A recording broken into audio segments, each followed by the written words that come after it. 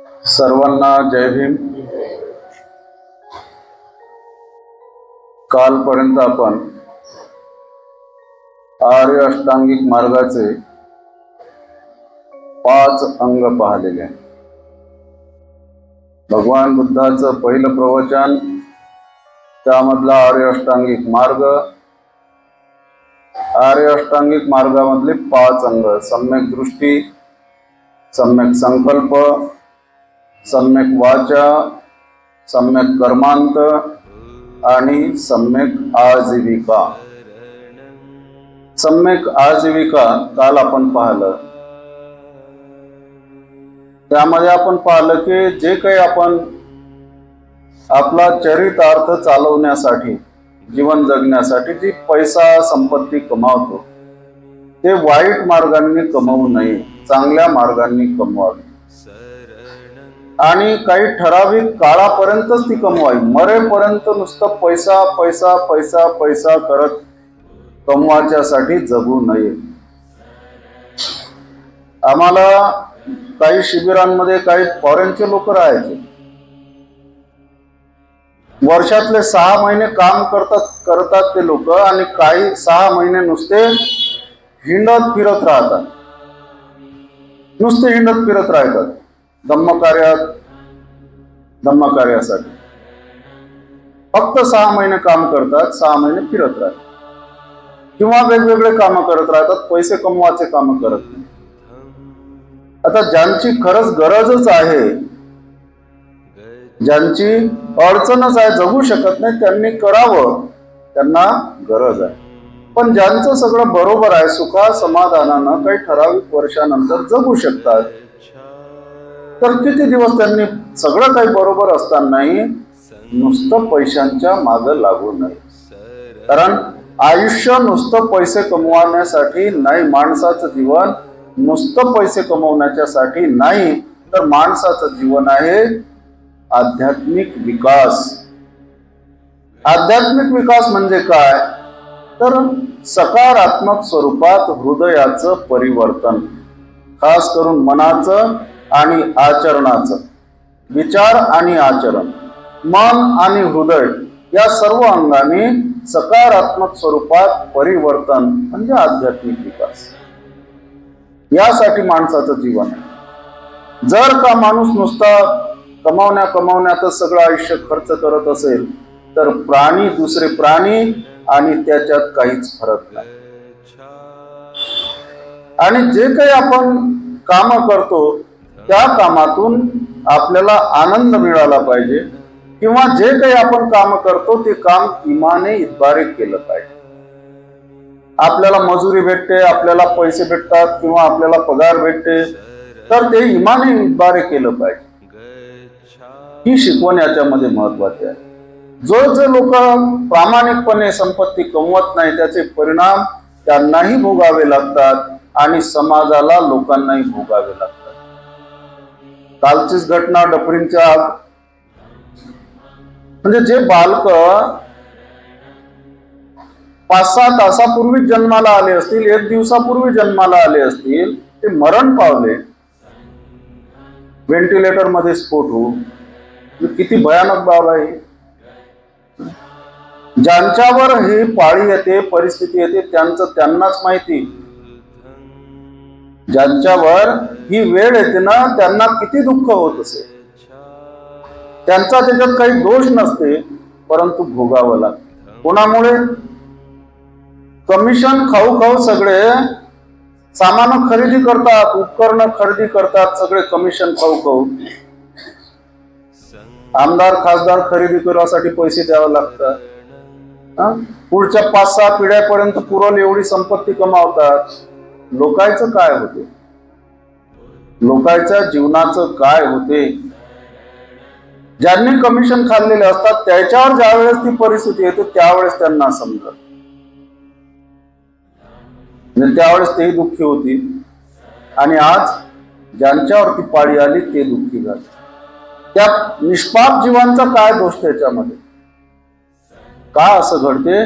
तर हे जे सगळं म्हणजे चुकीच्या मार्गाने संपत्ती कमावणारे लोक यांच्यामुळे सगळं असं घड. रस्ते पाहन तर 4 महिन्यात रस्ते खराब होतात. नवीन नवीन बिल्डिंगा बांधतात तर उद्घाटनापर्यंत बिल्डिंग टिकत नाही. पूल बांधतात तर लगेच पूल तुटतात. असं कसं होते?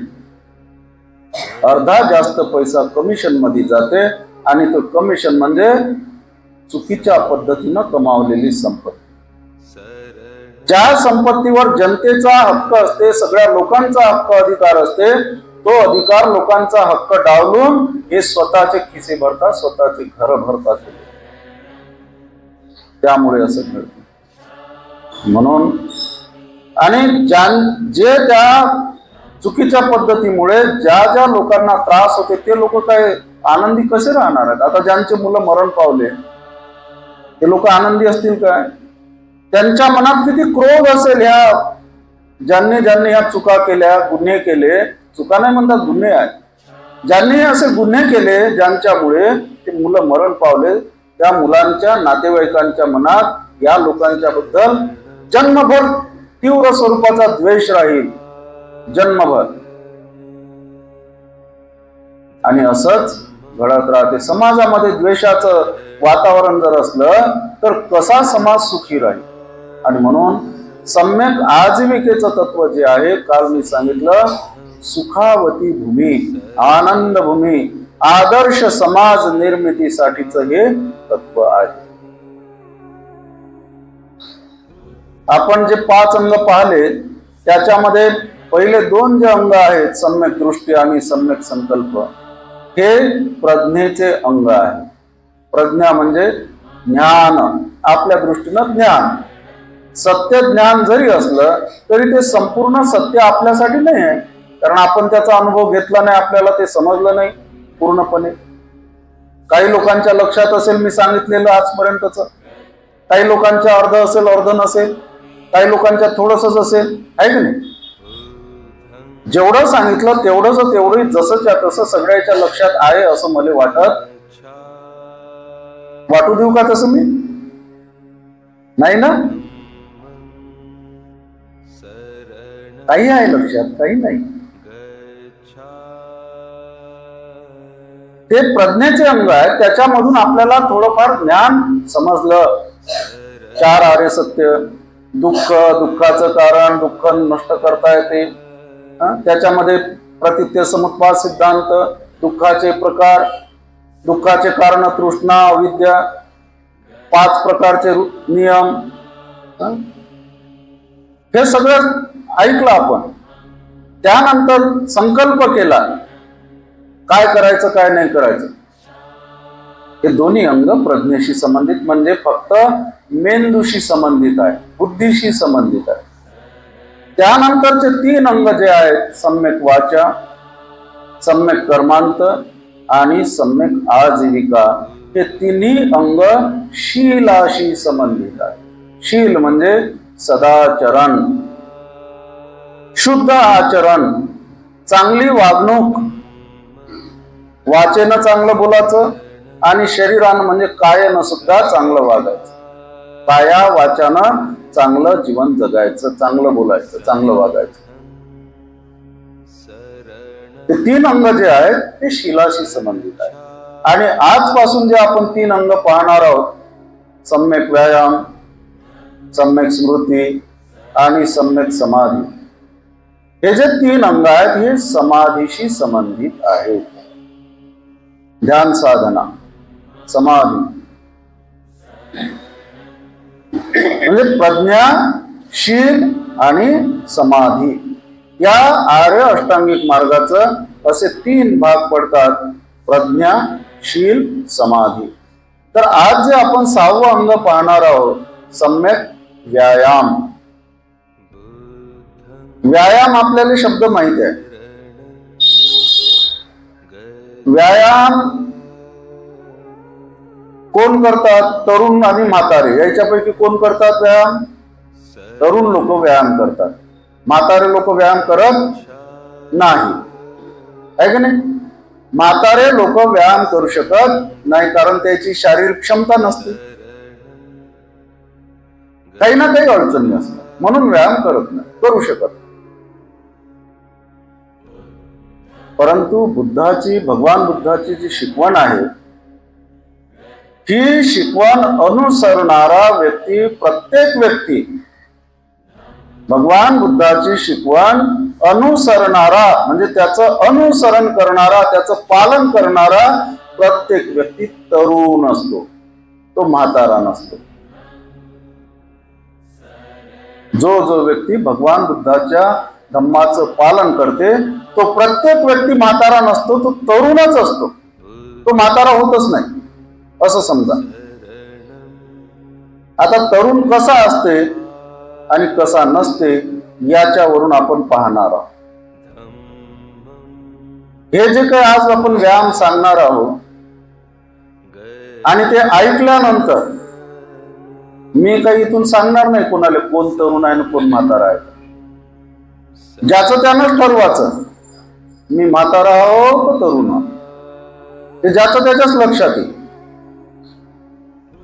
आपण जर या व्यायाम करू शकत असलो तर समजून जायचं का आपण तरुण आहोत, आणि जर का आपण हा व्यायाम करू शकत नसलो तर समजून जावं आपण म्हातारे आहो.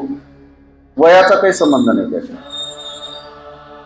आणि म्हणून हा जो सम्यक व्यायाम आहे, हा व्यायाम शरीराशी संबंधित नसून हा मनाशी संबंधित आहे. सम्यक व्यायाम हा मनाशी संबंधित आहे. सम्यक म्हणजे परिपूर्ण, व्यायाम हा पाली भाषेत त्याला सम्मा वायामो असं म्हटलं जातं.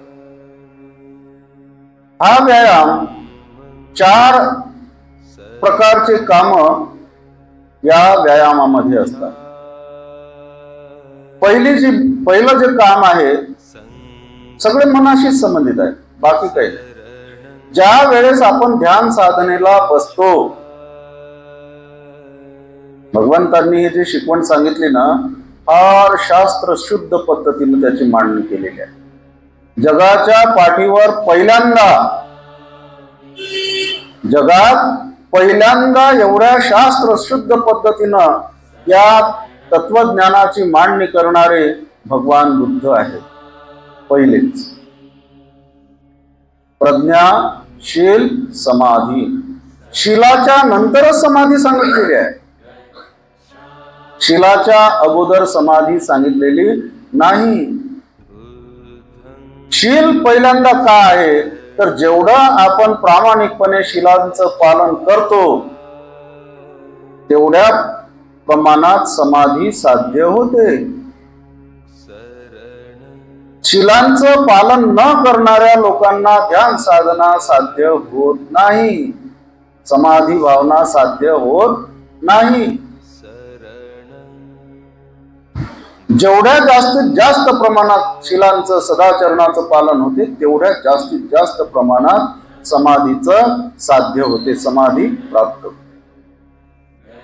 म्हणून शीलाच्या नंतर असं म्हटलं जाते की शीला विना समाधी लंगडी, समाधी विना प्रज्ञा आंधळी आणि प्रज्ञे विना शील लुले पांगळे. लुल तिघही एकमेकाशी संबंधित आहे, शील, समाधी, प्रज्ञा. म्हणून हा जो सम्यक व्यायाम आहे, हा सम्यक व्यायाम ध्यान साधनेशी, आपण जेव्हा ध्यान साधनेला बसतो त्यावेळेला काय होते, डोळे लावलेले असतात, काही ठराविक विषय दिलेला असते. ध्यान साधनेचे, शमत साधनेचे 40 प्रकारचे कर्मस्थान सांगितलेले आहे. ते मी आता नाही सांगत, पुढं समाधीच्या वेळेला पाहू आपण. आणि 53 प्रकारचे विपश्यनेचे कर्मस्थान सांगितलेले आहे. आपण कोणताही व्यक्ती सहसा शमत साधनेचाच विचार करीत असतो आणि त्या अर्थाने विचार करतो. आपण आपल्या विहारामध्ये 2च प्रकारच्या ध्यान साधना घेत असतो. 15 दिवस मैत्री भावना आणि 15 दिवस आनापानसती, 2च घेत असतो. आणि त्या 2च अधूनमधून आपण माहिती देत असतो कशी करावी म्हणून. आणि ती ध्यान साधना जेव्हा आपण करतो, समजा आता आनापानसती आनापानसती आहे. म्हणजे काय? श्वासावर लक्ष केंद्रित करायचं. येणारा आणि जाणारा जो श्वास आहे आपला, त्या श्वासावर लक्ष केंद्रित करायचं. डोळे बंद आहेत, श्वासावर लक्ष केंद्रित करायला सांगितलेलं आहे. मग श्वासावर लक्ष केंद्रित होत नाही. काही वेळ होते, काही वेळ होत नाही. 1 मिनिट, अर्धा 1 मिनिट सुद्धा माझं होत नाही. बाकीच्या याचं होत असं, पण माय नाही होत 1 मिनिट. 1 मिनिट एकसारखं श्वासावर लक्ष एकाग्र होऊन लक्ष केंद्रित होणं सोपी गोष्ट नाही. हा माझा अनुभव आहे. पण त्यावेळेला का होत नाही? तर हे जे या सम्यक व्यायामामध्ये सांगितलेलं आहे ते आपल्या लक्षात. याच्यामध्ये 4 प्रकारच्या बाबी सांगितलेल्या आहेत. पहिली बाब सोपंही सांगतो ना कठीणही सांगतो, काही टेन्शन नका घेऊ. पहिली जी बाब आहे, अनुदित अकुशल मनोवस्थांना टाळणे. अनुदित अकुशल मनोवस्थांना टाळणे. सोपं आहे का कठीण आहे? कठीण आहे? समजलं नाही? सोपं सांगतो, नंतर सांगतो. दुसरं आहे उदित अकुशल मनोवस्थांचा उच्छेद करणे. तिसरं आहे अनुदित कुशल मनोवस्थांचा विकास करणे. आणि चौथं आहे उदित कुशल मनोवस्थांचे रक्षण करणे. मराठीतच तर बोललो, इंग्रजी तर नाहीच आहे का नाही? इंग्रजी आहे काय? मराठीतच आहे.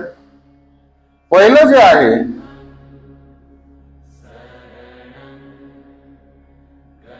अनुदित अकुशल मनोवस्थांना टाळणे.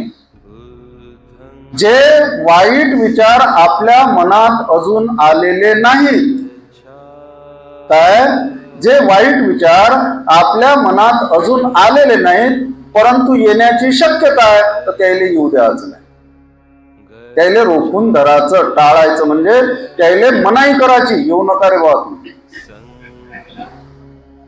आपल्या मनात घुसाचे आहेत ते, पण त्याला घुसण्याची तयारी आहे द्यायची चालू, म्हणून त्याला रोखून धरायचं. हा पहिला प्रयत्न आहे. दुसरा प्रयत्न आहे, जे अगोदरच आपल्या मनात वाईट विचार घुसलेले आहेत त्याला बाहेर काढायचं, त्याला नष्ट करायचं मनात. हा दुसरा प्रयत्न.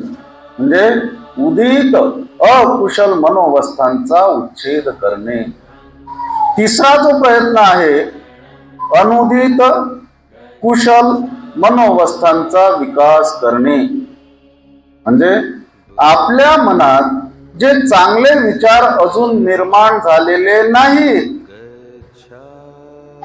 चांगले विचार आपल्या मनात निर्माण झालेले नाहीत, त्या चांगल्या विचारांना आपल्या मनात निर्माण करायचं. हा तिसरा प्रयत्न. आणि चौथा प्रयत्न आहे, जे चांगले विचार आपल्या मनात निर्माण झाले त्यांचं रक्षण करायचं. 4 प्रकारचे प्रयत्न, त्याला पाली भाषेत 4 सम्यक पहान, 4 सम्मा पहान असं म्हटलं जातं. म्हणजे संस्कृत किंवा मराठीमध्ये त्याला 4 सम्यक प्रधान असं म्हटलं जातं. पालीमध्ये त्याला पहान प्रधान, संवर प्रधान, भावना प्रधान आणि अनुलक्षण प्रधान असे 4 शब्द आहेत त्याच्यासाठी पाली भाषेत.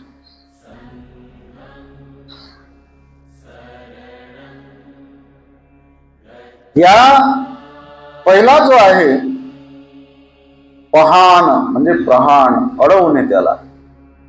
असं समजा की आता हे आपलं विहार म्हणजे आपलं घर आहे, उदाहरणार्थ हे घर आहे आणि आपल्याला आपण आहो बाहेर, आपलं काही लक्ष नाही, घरातून बाहेर गेलो आणि भराभर जे आपले शत्रू आहेत, आपल्यासाठी धोकादायक आहेत, ते भराभर घरात घुसून राहिले. आपलं लक्ष नाही ना, आपण जरासे बाहेर गेलो. बराबर ते घरात घुसून राहिले, जे आपल्यासाठी धोकादायक आहे, घातक आहे, आपल्या घरात त्याने येऊ नये असं आपल्याला वाटतं. मग काय करणार आपण? दरवाजावर. मग काय करतो आपण? आता अंदर गेलेले तर आहेतच, आता ते तर गेलेलेच आहे, पण पहिले काय करतो की जे बाहेरून येऊन राहिले ना त्याच्या मागं त्याला तिथंच थांबवतो, त्याला तिथून येऊ देत नाही. वाईट असल्यामुळे, आपल्यासाठी धोकादायक असल्यामुळे आपण त्याला तिथंच थांबवतो. हा झाला पहिला प्रयत्न, वाईट विचारांना आपण तिथंच थांबवतो.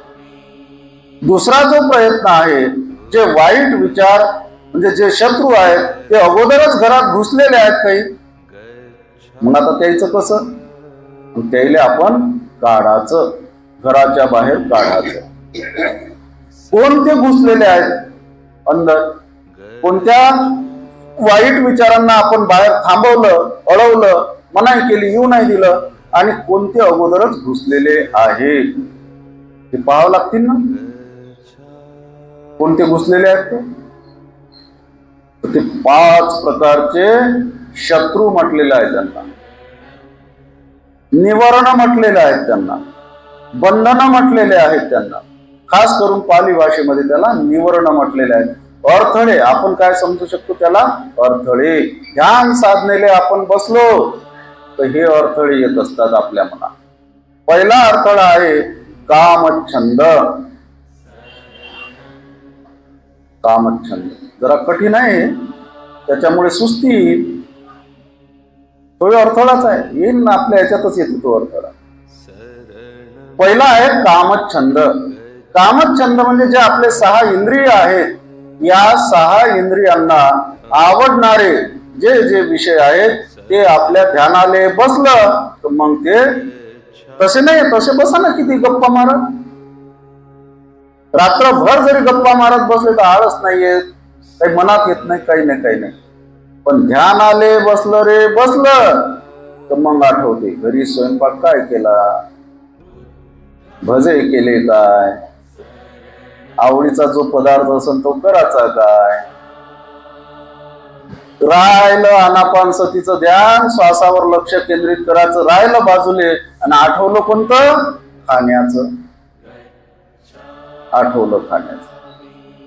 टीव्हीवर सिरियल कोणती लागली असं, आपल्या आवडीची सिरियल जाते. आता या विहारात तर बसले आहो पण गेली आपली सिरियल, फालतू आलो इथं. म्हणजे ज्या ज्या गोष्टी आपल्याला आवडतात त्या गोष्टींचा विचार आपल्या ध्यान साधनेच्या दरम्यान आपल्या मनात येतो, आणि हा विचार आपल्याला आवडते. वास्तविक तो अडथळा असते, कारण त्याच्यामुळे आपलं ध्यान होत नाही. जे सांगितलं आपल्याला, सांगितलं काय ध्यान साधनेमध्ये?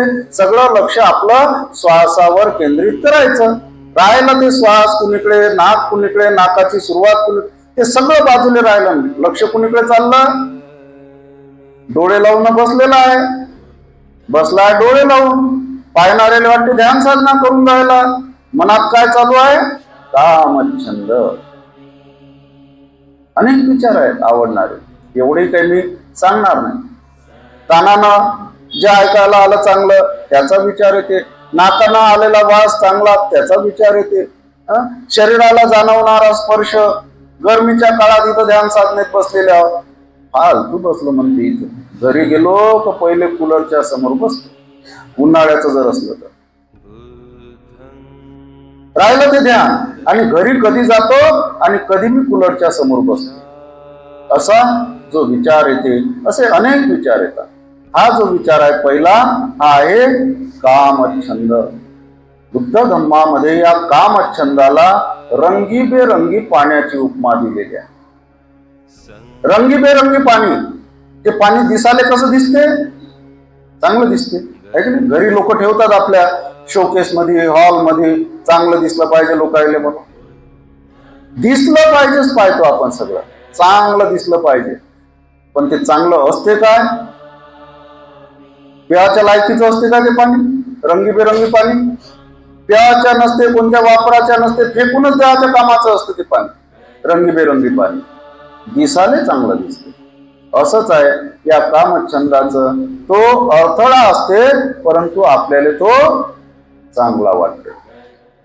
दुसरा जो अडथळा सांगितलेला आहे तो आहे व्यापाद. पाली भाषेतला शब्द आहे व्यापाद. त्याला मराठीमध्ये म्हणतो आपण द्वेष.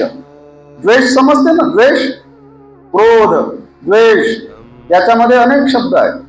द्वेषामध्ये अनेक उपलक्षण आहेत. काय म्हणता येईल, क्लेश, उपक्लेश अनेक आहे. जसं स्पर्धा, जरतुकेपणा. जरतुकेपणा सगळ्याला माहित आहे शब्द आहे की नाही? हा काही सांगा नाही लागत. लोक जळतात ना म्हणते मला माय चांगला आहे तर हे लवकर समज. हा जो द्वेष आहे, ध्यान साधनेत बसलं असताना त्याच्या अगोदर नाही येत, पण डोळे लावून बसलं तर आपल्याच जीवनातले अनुभव आपल्या मनचक्षू समोर येतात. अमकी अमकी का नाही मले त्या ठिकाणी भेटली ना, एवढा तिनं माय अपमान केला, राहिलं ध्यान. आता मले ते कुठं भेटूच दे, तिची सगळी गातापिढी काढतो ना, तिचा कसा अपमान करायचा ते मी पाहतोच नाही. राहिलं ध्यान. ते त्याच्यात ते डोळे लावून आहे, बसलेली आहे आणि ध्यानात काय चालू आहे? द्वेष चालू आहे, शत्रुत्वाची भावना, दुसऱ्याच्या बद्दल तिरस्कार, घृणा, स्पर्धा, धूर्तपणा, दुसऱ्यांचं वाईट करण्याची प्रवृत्ती ही त्याच्यामध्ये आहे. बदला घेण्याची भावना त्याच्यामध्ये आहे, द्वेष. आणि या द्वेषाला, हा द्वेषही येत असतो ध्यान साधनेमध्ये. याला उपमा दिलेली आहे उकळत्या पाण्याची. विस्तवावर ठेवलेलं पाणी आहे आणि ते उकळत आहे, उकळून राहिलं. त्याच्यात जर पुन्हा हात टाकला तर काय होईल? पाणी जळण नाही, हात जळण, हात जळण. पिण्याच्या लायकीचं नाही, पिण्याच्या लायकीचं नाही. ही अशा प्रकारचा हा दुसरा अडथळा आहे. तिसरा जो अडथळा आहे पाली भाषेमध्ये त्याला थीनमिद्ध असं म्हणतात. थीनमिद्ध पाली भाषेत, थीनमिद्ध मराठी आणि संस्कृत मध्ये त्याला स्त्यानमिद्ध असं म्हणतात. हा आहे आळस, शरीराचा आळस आणि मनाचा आळस. हा आळस. ध्यान साधनेले बसलं तर मग पाय दुखाले लागते, मग डुलकी येते, हात दुखाले लागते, पाठ दुखाले लागते. तोपर्यंत नाही दुखत. असं आपण जर कुठं बसलो कोणत्याही गप्पा गोष्टीमध्ये तर मग दुखत नाही. पण ध्यान साधनेला म्हणा, चांगल्या कार्यक्रमात म्हणा, चांगल्या ठिकाणी म्हणा, सगळं दुखाले लागते. आणि मग विचार येते काय लावलं ते ना, पाय दुखून राहिला, हात दुखून राहिला. असं कसं होईल ध्यान साधना? होणारच नाही. राहिलं ते म्हणजे आळस आला का मग सुस्ती येते. जाऊ दे ना म्हणते, आता काय करतात, जाऊ द्या. डोळे, काही काही लोक मग डोळे उघडतात आणि बसले राहतात. आता बाकीचे लोक डोळे लावून असतात, हा पाय ते दुसऱ्या इकडे, पुन्हा डोळे उघडले काय म्हणून. आणि मग दोघायला दिसले एकमेकाला का चूप राहतात. एक तर एक जण लावून घेते, नाही तर मग दुसरा लावून घेते. दिसलो रे म्हणते, आपली चोरी पकडली. ध्यान साधना, आळस, सुस्ती म्हणजे इच्छा नाही राहत त्या काम करण्याची, ध्यान साधना करण्याची इच्छा राहत नाही. त्यानंतरच चौथा जो अडथळा आहे तो आहे उधुच्च, कुकुच्च. पाली भाषेतले शब्द आहे. उधुच्च, कुकुच्च म्हणजे मराठी आणि संस्कृत मध्ये त्याला म्हणतात औदत्य, कौकृत्य. कठीण शब्द आहेत आहे की मराठी असलं तरी. औदत्य, कौकृत्य. त्याच्यापेक्षा सोपा आहे चिंता, अस्थिरता. हे तर समजलं ना? चिंता, अस्थिरता म्हणजे मन चिंताग्रस्त असते. पोरीचं लग्न होऊन नाही राहिलं, ध्यान साधनेले बसलेला आहे, आणि विचार कोणता आला? पोरीचं लग्न नाही जुळून राहिलं. 2-4 ठिकाणी पाहुणे येऊन गेले, पाहून गेले, काही सांगितलं नाही, पोराचं लग्न नाही जुळून राहिलं, पोरगा शिकून राहिला, काय होईल, नोकरीला लागन नाही लागन, हे जे चिंताग्रस्त चिंता, टेन्शन, ताणतणाव, हे विचार मनात येतात ध्यान साधना करीत असताना. आणि अस्थिरता, याच्यामुळे मन अस्थिर होते. आपण जो तिसरा अडथळा सांगितला, कोणता सांगितला? आळस, क्षीणमिद्ध. त्याची उपमा भगवंतांनी, ती उपमा सांगायचं विसरलो मी, त्याची उपमा दिलेली आहे, शेवाळयुक्त पाण्याची उपमा दिलेली आहे. शेवाळयुक्त म्हणजे एखाद्या ठिकाणी पाणी वाहत आहे आणि शेवाळ तिथं निर्माण झालं तर त्याच्यातून चालताना खूप विचार करावा लागते, जपून चाला लागते, नाहीतर स्लिप होते, घसरला की पसरला. असंच आहे, आळस ज्याच्यामध्ये राहते तो व्यक्ती जे काम करायचं ते काम करू शकत नाही, कारण तो पसरते, घसरते. ध्यान साधना तो त्याच्यामध्ये, ध्यान साधनेमध्ये तो अडथळा येते, ध्यान साधना तो चांगल्या प्रकारे करू शकत नाही. आणि म्हणून त्या ठिकाणी भगवंतांनी त्याला शेवाळयुक्त पाण्याची उपमा दिली. त्यानंतर चौथा जो अडथळा आपण सांगितला, चिंता, अस्थिरता. यामध्ये अनेक प्रकारे चिंता निर्माण होतात आणि त्याच्यामुळे मन हे अस्थिर बनते. घरीतच मन, इथं शरीरानं बसलेला असतो, पण कुठं जाते मन? घरीच नाही जात. मन फक्त घरीच नाही जात, मुंबईला जाईन, दिल्लीला जाईन, कलकत्त्याला जाईन, कुठं जाईन सांगता येत नाही. जाग्यावर बसल्या बसल्या मन संपूर्ण जगाला फिरून येते, अस्थिर मन. म्हणून बहिणाबाई चौधरी म्हणते, मन वढाय वढाय उभ्या पिकात लढोर, किती हाकला हाकला फिरी येते पिकावर. मन मुकाट मुकाट त्याले ठाई ठाई वाटा, जशा वाऱ्यानं चालल्या पाण्यावरल्या रे लाटा. मन एवढ एवढ जसा खाकसचा दाना, मन एवढ एवढ आकाशात बी मायेना. किती सुंदर वर्णन आहे मनाचं. अडाणीबाई बहिणाबाई चौधरी, तिची ही कविता आहे. म्हणजे मन हे अस्थिर होते, एकाग्र राहत नाही, चिंताग्रस्त मन. आणि म्हणून संत कबीर म्हणतात, चिंता से घटे चतुराई, दुख से घटे शरीर. चिंता से घटे चतुराई, दुख से घटे शरीर, पाप से घटे संपत्ति, कह गए दास कबीर. जो व्यक्ती चिंताग्रस्त असते त्याचं तो विचार करत नसते, त्याला विचार करता येत नाही. चिंताग्रस्त मनामध्ये चांगले विचार निर्माण होत नाही. चिंता से घटे चतुराई, हुशारी सगळी निकामी होऊन जाते त्याची. दुःख से घटे शरीर, म्हणजे बिमारीनं शरीर घटते. आणि पाप से घटे संपत्ती, पाप कर्म केल्यामुळे संपत्तीचा नाश होते. कहे गए दास कबीर, संत कबीर म्हणतात. हा अडथळा येतच असते. म्हणजे चौथा जो अडथळा आहे, हा अडथळा आहे चिंता, अस्थिरता, उद्धुच्च, कुकुच्च, औद्धत्य, कौकृत्य. पाचवा जो अडथळा आहे तो आहे विचिकित्सा. विचिकिच्छा पाली भाषेमध्ये, त्यालाच मराठीमध्ये विचिकित्सा असं म्हटलं जातं. म्हणजे याला म्हणतात शंका कुशंका. पाचवा अडथळा शंका कुशंका. ध्यानाले तर बसला, आता बाकीचे लोक बसतात ना, आपणच नाही बसलो तर काय म्हणतील लोक आपल्याबद्दल, काय विचार करतील? अरे हा गेलेली केस आहे, ध्यान साधनेला बसण्याची काही इच्छा होत नाही म्हणून हा गेलेली केस आहे असं म्हणतील का? काहीतरी आपल्याला नावं ठेवतील का? या उद्देशानं तो बसला आहे किंवा ती बसलेली आहे. पण मनात विचार काय येते?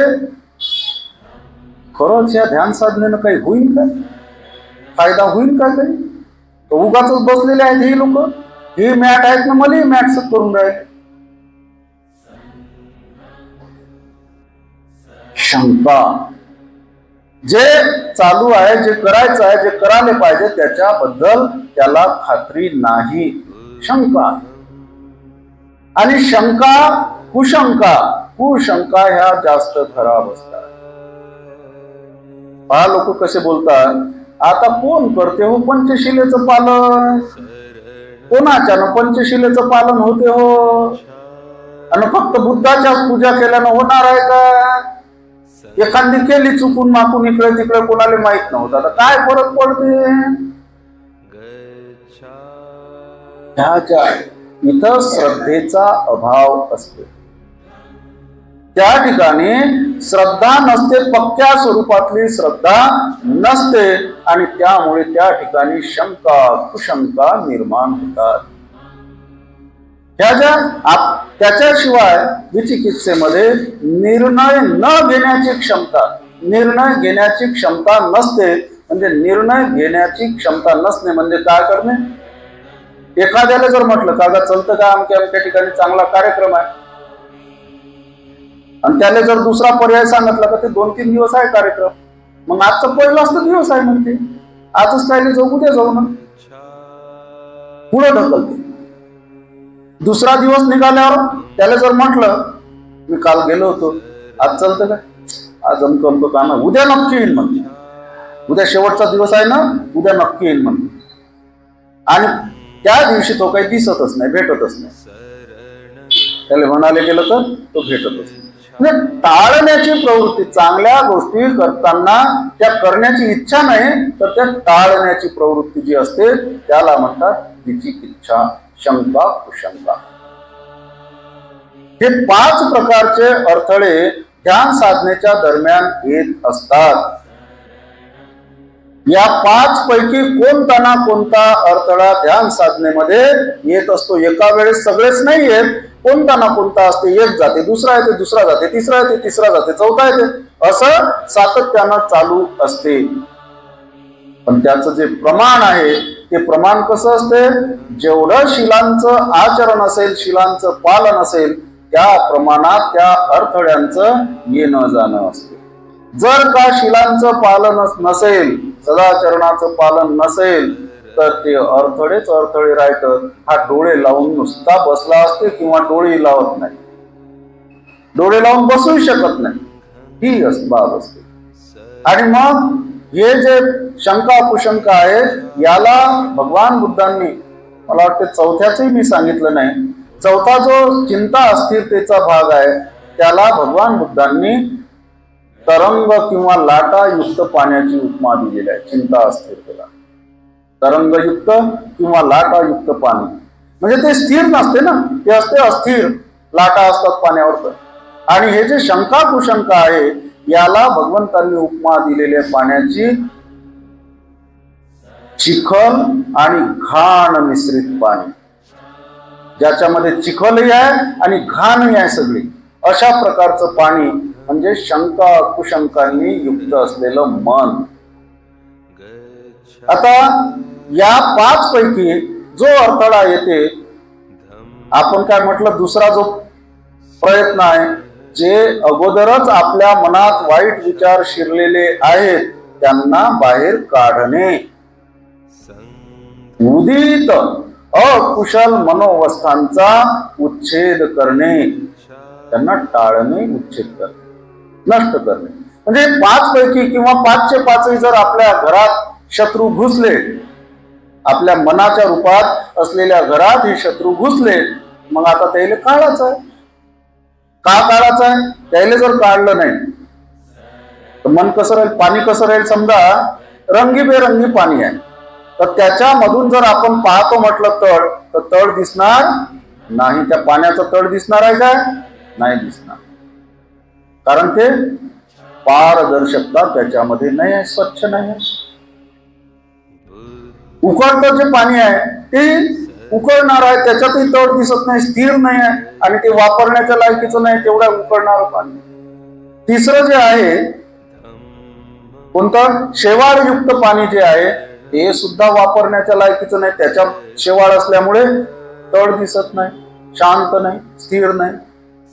चौथं जे आहे लाटायुक्त जे पाणी आहे ते पाणी सुद्धा, त्याच्यामध्ये सुद्धा पारदर्शकता नसते, त्याच्यामध्ये सुद्धा त्या पाण्याचा तळ दिसत नाही. आणि 5वं जे पाणी आहे ते आहे चिखल मिश्रित किंवा घाण मिश्रित पाणी. त्याही पाण्याचा उपयोग काही नाही, कारण त्याच्यातही तळ दिसत नाही. म्हणजे हे 5 प्रकारचे जे पाणी आहे ते कोणाच कामाचे नाही, कारण ते पारदर्शी नाही, स्वच्छ नाहीत, शुद्ध नाहीत आणि स्थिरही नाही. त्यामुळे हे पाणी एकतर स्वच्छ, शुद्ध, पारदर्शी बनण्याच्यासाठी, म्हणजे आपलं मन, हे आपल्या मनात जर हे विचार असतील, चुकीचे वाईट विचार, तर आपलं मन शुद्ध, स्वच्छ, निर्मळ, शांत, एकाग्र राहू शकत नाही. म्हणून मग या 5 प्रकारचे जे अडथळे आहेत किंवा शत्रू आहेत, यांना मनातून काढून टाकणं आवश्यक आहे की नाही? तरच मन स्वच्छ होईल, शुद्ध होईल, स्थिर होईल. आणि मग ते काढून कसं टाकायचं? तर पहिला प्रयोग आहे त्याचा काढून टाकण्याचा. जो कोणता अडथळा आपल्या मनात आला त्याला ओळखता आलं पाहिजे. त्या अडथळ्याला ओळखता आलं पाहिजे. हा अडथळा कोणता होय त्याला नाव देता आलं पाहिजे. त्याला नाव देता आलं. जसं आपल्या घरात एखादा शिरला चोर किंवा खराब व्यक्ती, तो जर आपल्याला ओळखत असला किंवा आपण त्याला ओळखत असला आणि त्याच्या नावानं आपण त्याला म्हटलं का रे अमक्या अमक्या, त्याला काय वाटतं, अरे हा आपल्याला ओळखते, आपलं इथं काही चालणार नाही, आपण गेलेलं बरं आहे का नाही? काही काही जे खराब लोक असतात ते आपण ओळखतो किंवा ते आपल्याला ओळखतात, तर ते आपल्यासोबत नखरे करत नाही. अशा सारखं आहे वाईट विचाराच्या बाबतीत. त्याला जर आपण ओळखलं, नाव दिलं, हा कामच्छंद आहे, हा व्यापाद आहे, हा द्वेष आहे, हा चिंता अस्थिरता आहे, हे शंका कुशंका आहे, असं ओळखून जर त्याला नाव दिलं तर त्याची मनातून निघून जाण्याची प्रवृत्ती चालू होते. मनातून निघून जायला तो सुरू करतो. जर का ओळखल्यावरही नाही गेला तर मग काय करायचं? ओळखल्यावरही नाही गेला तर मग काय करायचं? मग त्याच्या विरुद्ध जी भावना आहे ती करायची, निर्माण करायचा तो विचार. आळस असेल तर आळसाच्या विरुद्ध उत्साह निर्माण करता आला पाहिजे मनात. द्वेष असेल, द्वेषाच्या विरुद्ध मैत्रीचा विचार मनात निर्माण करता आला पाहिजे. कामच्छंद असेल तर कामच्छंदाच्या विरुद्ध आपल्याला अनित्यतेचा सिद्धांत आपण आपल्या मनात घोळवला पाहिजे, निर्माण करता आला पाहिजे. त्यानंतर चिंता अस्थिरतेचा विषय असेल तर त्याच्याही बाबतीत अनित्यतेचा विचार आपण केला पाहिजे.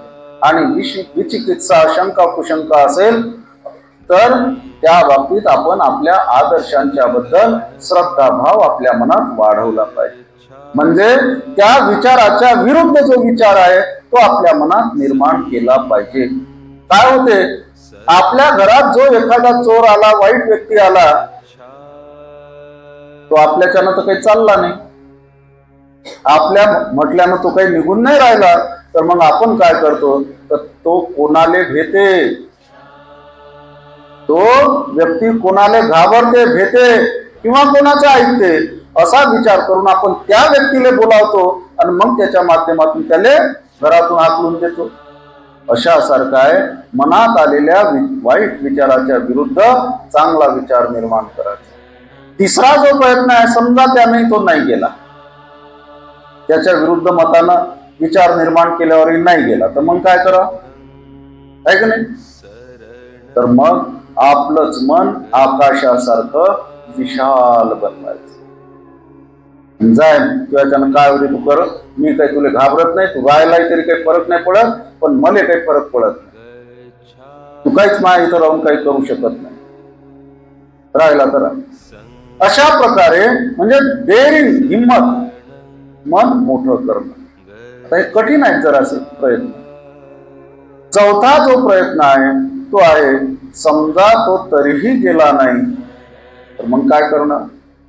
मग जबरदस्तीनं त्याला आपण काढायचं. जसा घरात आलेला खराब व्यक्ती तो जर ऐकूनच नाही राहिला तर मग दंडा घेतो, शस्त्र घेतो आणि त्याला मारझोड करायची तयारी ठेवून त्याला हात देतो. अशा प्रकारे दात ओठ खाऊन सुद्धा आपण त्या वाईट विचाराला मनातून काढू शकतो. आणि तरीही नाही गेला, आपल्यापेक्षा तो जरासा वरचढ आहे, शक्तिशाली आहे, पण तरीही नाही गेला, तर मग ऐक नाही, तरी नाही गेला, तर मग आपण हार मानाची आणि डोळे उघडायचे आणि आपले जे आदर्श आहेत तथागत भगवान बुद्ध, बाबासाहेब आंबेडकर यांच्या प्रतिमांच्याकडे डोळे उघडे करून बसायचे. हारलो रे बा वाईट विचाराच्या समोर. हे अशा प्रकारचे प्रयत्न करून मनाला स्वच्छ करावं. मन म्हणजे मनात येणारे जे विचार आहेत त्यांना मनातून काढून टाकावं लागतं. पण असं जर कोणाला वाटत असेल की मी ध्यान साधना करून राहिलो, आनापानसती करून राहिलो, श्वासावर लक्ष केंद्रित करायचं आहे, परंतु लक्ष केंद्रितच नाही होऊन राहिलं, घाबरण्याचं कारण नाही. आपण का केंद्रित होऊन नाही राहिलं, आपलं लक्ष एकाग्र का होऊन नाही राहिलं, तर त्याच्या मागे कोणते कारण आहे, कोणता विचार आपल्या मनात दुसरा आला, त्या विचाराला ओळखलं पाहिजे. तो विचार ओळखणं सुद्धा ध्यान साधना आहे. आनापानसतीमध्ये श्वासावर लक्ष केंद्रित करतो. श्वासावर लक्ष केंद्रित करणं म्हणजेच ध्यान साधना नाही, तर मनामध्ये येणारा वाईट विचार त्याला पाहणं, त्याला तपासणं, त्याला काढून टाकणं, त्याला ओळखणं हे सुद्धा त्या ध्यान साधनेचाच भाग आहे. आणि ज्या वेळेला हे मनातून पाचही प्रकारचे विचार येणं बंद होते, त्याच वेळेस मन शांत होते, स्थिर होते, एकाग्र होण्यासाठी मदत होते, स्वच्छ होते, शुद्ध होते. आणि मग त्या ठिकाणी ध्यानाचे अंग निर्माण होतात. त्याला ध्यानांग असे म्हणतात. 4 प्रकारच्या पायऱ्या त्याच्यासाठी सांगितलेल्या आहेत. 4 प्रकारचे ध्यान प्राप्त होतात क्रमाक्रमानं, पायरी पायरीनं. पहिलं जे ध्यानाची अवस्था आहे त्याला म्हणतात वितर्क विचार. ध्यानाचं अंग वितर्क विचार. आता हे वितर्क आणि विचार काय आहे? पहिली अवस्था, जसं आपल्या घरी भांडे घासतो आपण, माणसं भांडे घासतात घरी. माणसं घासतात काय भांडे? बाया घासतात. माणसं घासत असतील ना, काही घासतात की नाही, चांगली गोष्ट आहे. हा, विचारतो तू घरच्या घासणं काय वाईट आहे काय? सांग. वाईट नाही तर मी का करू नये? सांगा. समजा भांडे घासून राहिलो, एखादं भांडं घासाचं आहे, तर काय करतं पहिले माणूसच, बाईचं नाही, बाया नाही घासत तर चालू द्या. भांडं जे खराब आहे ते आपण हाती धरतो, आहे का नाही? हाती धरतो ना, जे खराब आहे ते भांड, म्हणजे ते झालं वितर्क. ते जे भांड घासाचं आहे ते भांड हाती धरणं ते झालं वितर्क. आणि त्याला घासून राहिलो तो झाला विचार. त्याला घासून राहिलो घासणीनं तो झाला विचार, वितर्क विचार. म्हणजे जी आपली समस्या आहे ध्यान साधनेमध्ये, सिद्धार्थ गौतम ज्या वेळेला ध्यान साधनेला बसले त्यांच्या समोर समस्या होती. जगातलं युद्ध नष्ट करायचं, जगाला सुखी करायचं, आहे की नाही? मग युद्ध का आहे? युद्ध आहे हे समस्या आहे. सिद्धार्थ गौतम ज्यावेळेस ध्यान साधनेला बसले त्यांच्या समोर समस्या होती, युद्ध आहे ही समस्या. म्हणजे भांड घासायचं भांड म्हणजे त्याची समस्या. आणि मग त्याच्यावर ते चिंतन करत बसले, मनन करत बसले, विचार करत बसले, का आहे युद्ध, त्याचं कारण काय, युद्धाचं कारण काय, त्याच्यावर विचार करत बसले. त्याला म्हणतात वितर्क विचार. ही पहिली अवस्था, ध्यानाची पहिली अवस्था. आणि त्याच्यानंतर मग दुसरी अवस्था प्राप्त होते. ही जर अवस्था चांगल्या प्रकारे टिकली तर दुसरी अवस्था प्राप्त होते प्रीती, म्हणजे आवड. पहिल्या अवस्थेला सुद्धा पाण्याची उपमा दिलेली आहे. पहिल्या अवस्थेला हे उपमा मी दुसरी दिली. बौद्ध साहित्यामध्ये दुसरी उपमा आलेली आहे, ती आहे साबण चूर्ण आणि पाणी यांचं बरोबर सम प्रमाणात गोळा तयार होते. साबण चूर्ण समजते ना, साबणीचा चुरा, त्याचा गोळा आणि त्याच्यात पाणी, पाणी तेवढंच ते एक थेंबही खाली नाही जात आणि गोळा त्या चूर्णही तेवढं बरोबर तो गोळा एकमेकाला सगळं चूर्ण चिकटून राहील. ती उपमा दिलेली आहे. पण त्याच्यापेक्षा मी हे व्यावहारिक उपमा दिली भांडे घासाची. दुसरं जे आहे ते आहे प्रीती म्हणजे आवड. जसजसं पहिली अवस्था चांगल्यात चांगली होते, समस्येला धरून चिंतन होते, मनन होते, विचार होते, त्यावेळेला त्या समस्येचं समाधान भेटायला लागते, सापडायला लागते. तर ध्यान साधना करणाऱ्याला आनंद निर्माण होते, प्रीती आवड निर्माण होते. ध्यान साधना केली पाहिजे याची आवड त्याच्या मनात निर्माण होते. ती आवड म्हणजे प्रीती. त्याला उपमा दिलेली आहे. एखादा तलाव असते पाण्याचा, त्या पाण्याच्या तलावामध्ये बाहेरून पाणी जरी येत असलं परंतु त्या तलावातून बरोबर मधातून असा जमिनीतून त्याच्यात झरा असते, शुद्ध पाण्याचा झरा, आणि त्याच्यातून सातत्यानं नेहमी पाणी येत असते त्या मधोमध असलेल्या झऱ्यातून. त्याच्यामुळे त्या तलावाचं पाणी शुद्धही असते आणि कधी कमीही होत नाही. तलावाचं पाणी कधी कमी होत नाही आणि शुद्ध राहते, कारण तो जमिनीतून झरा आलेला असते. अशासारखं आवड किंवा प्रीती ही जी अवस्था आहे ही त्या व्यक्तीच्या मनातून हृदयातून निर्माण झालेली आवड असते. ते काही दुसऱ्यानं कोण त्याच्यामध्ये घातलेली नसते आणि त्यामुळे तो आवडीनं ध्यान साधना करतो. त्याचं मन सहजरित्या ध्यान साधनेमध्ये रममान होते. आणि तिसरी जी अवस्था आहे ती आहे सुखाची अवस्था. सुख जेवढ्या जास्त प्रमाणात ध्यान साधनाच्या बद्दल आवड निर्माण होते, आवडीनं तो ध्यान साधना करत राहते, तेवढं त्याला सुख मिळते, मनातून सुख मिळते. ही सुखाची अवस्था फार महत्वाची असते.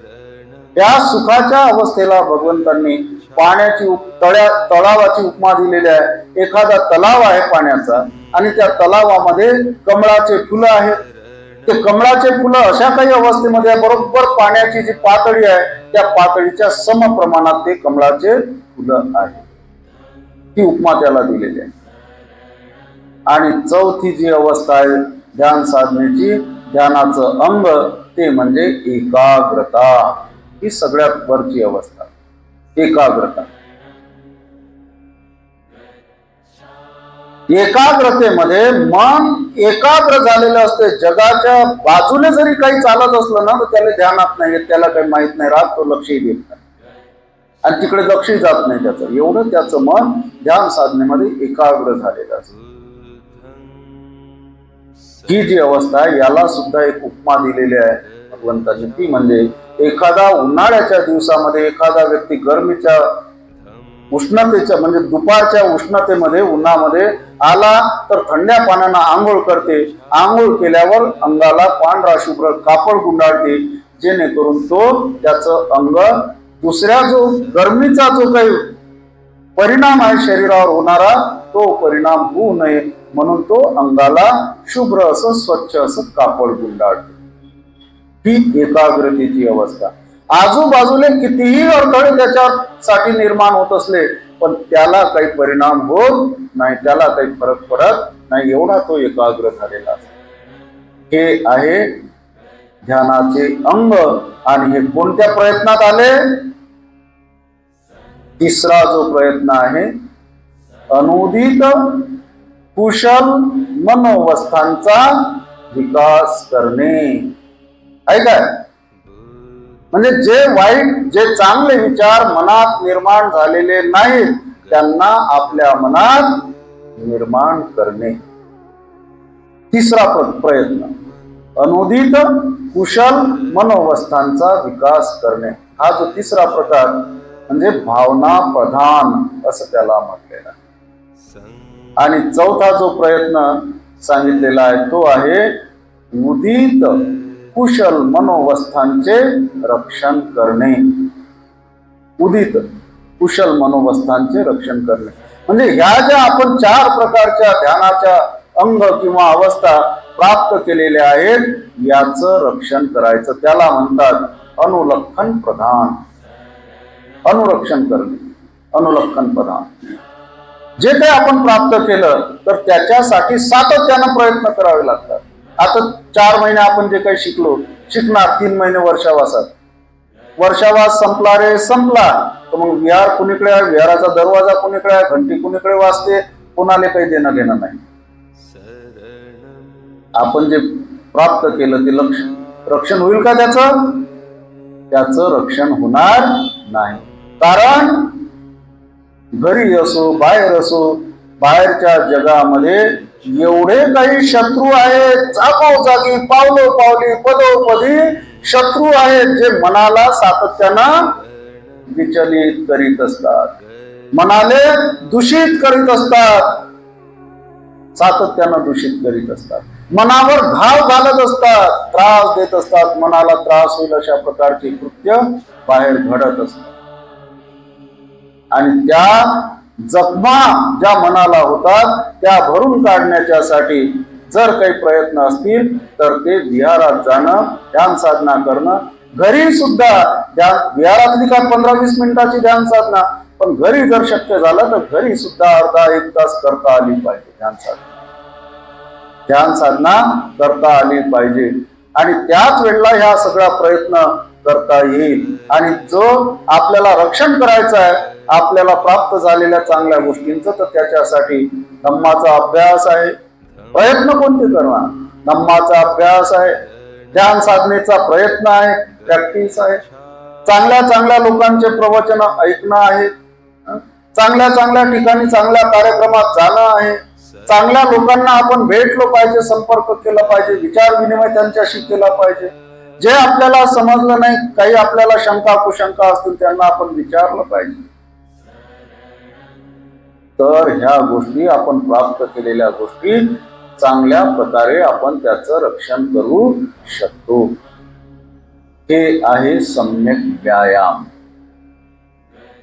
मी पहिले सांगितलं हा आहे सम्यक व्यायाम. आणि हा कोणाला जमते? त्यांना आपणच ठरवा की आपण तरुण आहोत. ज्याला जमते त्यानं ठरवून टाको की आपण तरुण आहोत, आणि ज्याला नाही जमत त्यानं स्वतःच्या मनातच ठरवून टाकावं की आपण बुढे आहो, म्हातारे आहो. याच्यात काही वयाचा संबंध नाही. एखादा 25-30 वर्षाचा व्यक्ती जरी असन आणि त्याला जर हे जमत नसन तर तो 90-100 वर्षाचा म्हाताऱ्यासारखा आहे. आणि एखादा 90-100 वर्षाचा व्यक्ती असन आणि त्याला जर हा प्रयत्न जमत असन तर तो 25-30 वर्षाच्या तरुणासारखा आहे. आणि म्हणून बौद्ध शिकवण, भगवान बुद्धाची शिकवण असं सांगते की जो धम्माचं आचरण करते तो तरुण, आणि जो धम्माचं आचरण करत नाही तो म्हातारा. आपण प्रॅक्टिस जरी केली, वेळोवेळी आपण सराव जरी केला, विहारात अधूनमधून येऊन आपण केलं ध्यान साधना, नाही समजलं तर आपल्याला कधीतरी आपण आलो म्हटलं तर सांगा बा आजच्या दिवस ध्यान साधना कशी आहे. तर इथं बसून आपण सांगतो, मी नेहमी नाही सांगत, पण जर का मला वाटलं तर अधूनमधून मी एखाद्या महिन्यातून 15 दिवसातून आपण सांगतो, जेणेकरून माहिती झाली पाहिजे. कशा पद्धतीची ध्यान साधना करावी ते माहिती झाली पाहिजे. हे अडथळे आपल्याला कसे ओळखावे हे आपण ऐकून घेतले पाहिजे, समजून घेतले पाहिजे. तर आज जो आपण इथंच आपला हा सम्यक व्यायाम याची जी माहिती आहे ती इथंच आपण थांबू. उद्याला जे अंग आहे 7वं अंग ते सम्यक स्मृती, ते आपण उद्याला बघूया.